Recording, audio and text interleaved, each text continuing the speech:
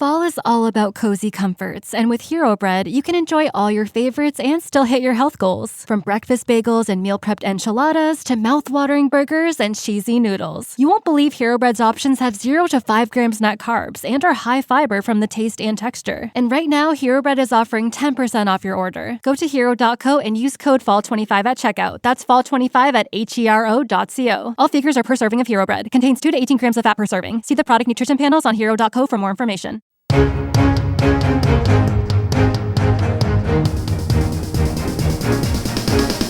This is the Washington Times front page for Wednesday, October 29th, 2025. Thanks for joining us. I'm George Gerbo. A U.S. district judge chastised the Department of Homeland Security over agent suppression of anti-ICE protests on the streets of Chicago and put herself in a position to oversee operations. Stephen Dinan reports Judge Sarah Ellis said she didn't want to take over the Chicago operation, but suspected authorities had violated her restraining order curtailing the use of aggressive riot control tactics. She now has required body-worn cameras for all personnel and has ordered daily briefings from the commander on the scene. The case has become a test of DHS's authority to deal with unruly crowds, which have confronted officers and agents carrying out deportation plans.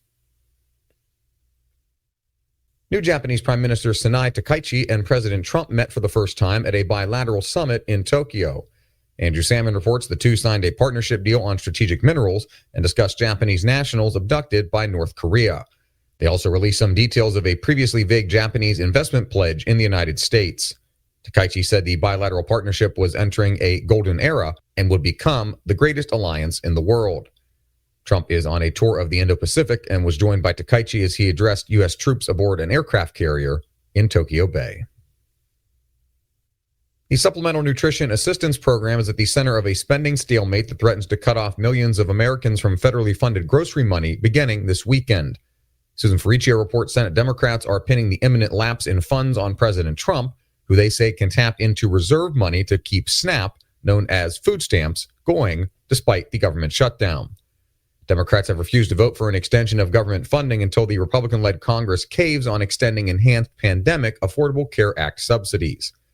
Nearly 42 million people, or 1 in 8, now rely on SNAP money to buy food each month.